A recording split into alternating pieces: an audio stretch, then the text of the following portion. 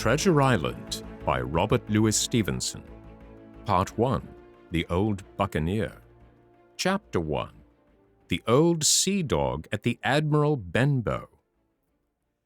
Squire Trelawney, Dr. Livesey, and the rest of these gentlemen having asked me to write down the whole particulars about Treasure Island from the beginning to the end, keeping nothing back but the bearings of the island, and that only because there is still treasure not yet lifted, I take up my pen in the year of grace 17, and go back to the time when my father kept the Admiral Benbow Inn, and the brown old seaman with the sabre cut first took up his lodging under our roof.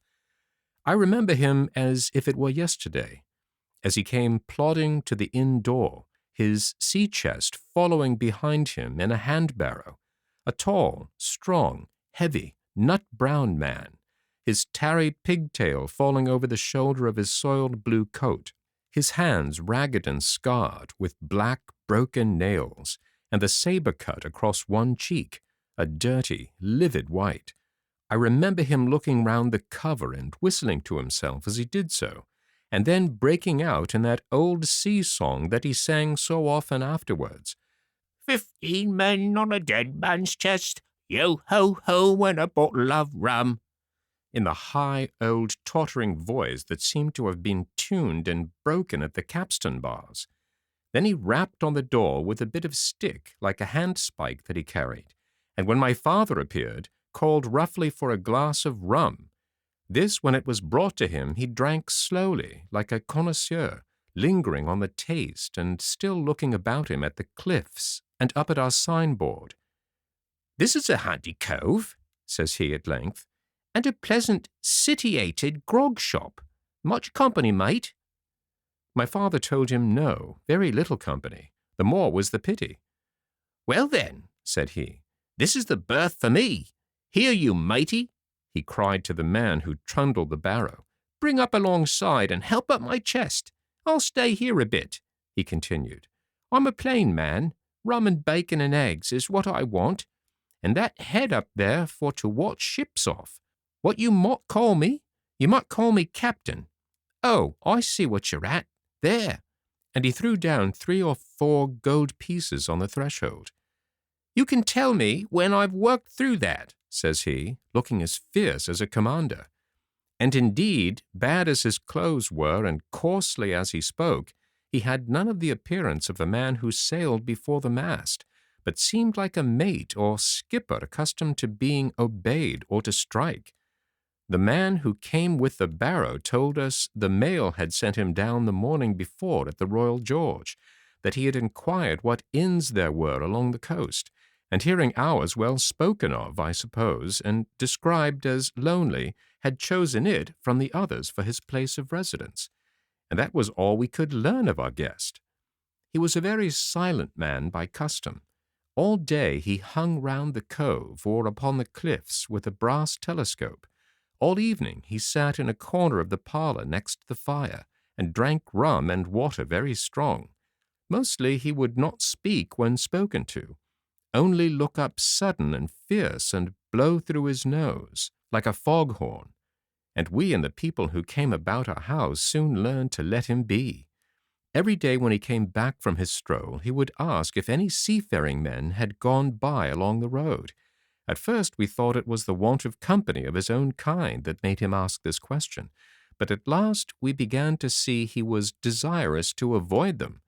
When a seaman did put up at the Admiral Benbow, as now and then some did, making by the coast road for Bristol, he would look in at him through the curtained door before he entered the parlour, and he was always sure to be as silent as a mouse when any such was present. For me, at least, there was no secret about the matter, for I was, in a way, a sharer in his alarms.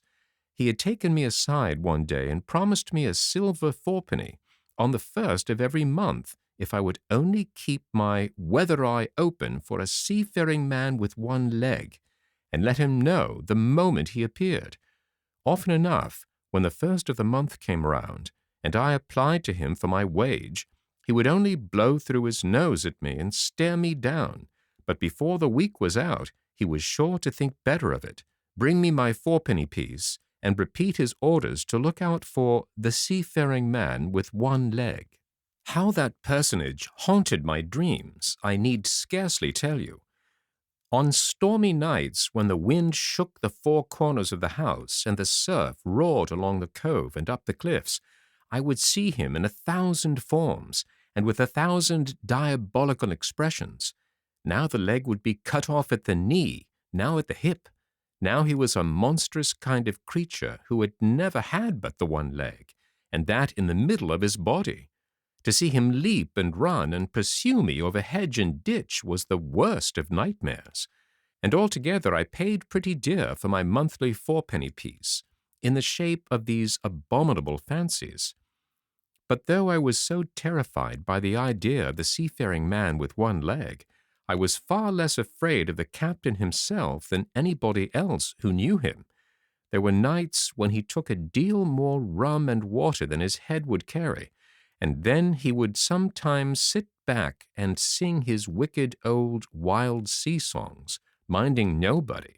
But sometimes he would call for glasses round, and force all the trembling company to listen to his stories, or bear a chorus to his singing. Often I have heard the house shaking with yo-ho-ho and a bottle of rum, all the neighbors joining in for dear life, with the fear of death upon them, and each singing louder than the other to avoid remark. For in these fits he was the most overriding companion ever known. He would slap his hand on the table for silence all round. He would fly up in a passion of anger at a question, or sometimes because none was put, and so he judged the company was not following his story. Nor would he allow anyone to leave the inn till he had drunk himself sleepy and reeled off to bed. His stories were what frightened people worst of all. Dreadful stories they were, about hanging and walking the plank, and storms at sea, and the dry Tortugas, and wild deeds and places on the Spanish Main.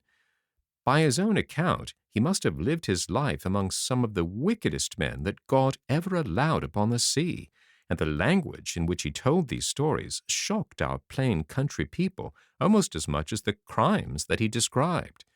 My father was always saying the inn would be ruined, for people would soon cease coming there to be tyrannized over and put down, and sent shivering to their beds. But I really believe his presence did us good. People were frightened at the time, but on looking back they rather liked it. It was a fine excitement in a quiet country life, and there was even a party of the younger men who pretended to admire him, calling him a true sea-dog and a real old salt, and such like names, and saying there was the sort of man that made England terrible at sea.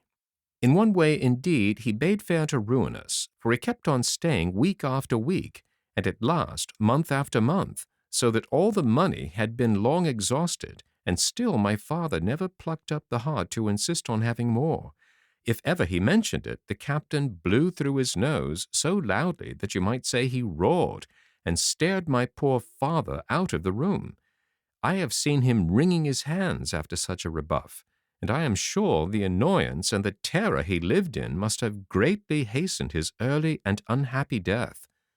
All the time he lived with us, the captain made no change whatever in his dress, but to buy some stockings from a hawker. One of the cocks of his hat having fallen down, he let it hang from that day forth, though it was a great annoyance when it blew. I remember the appearance of his coat, which he had patched himself upstairs in his room, and which before the end was nothing but patches.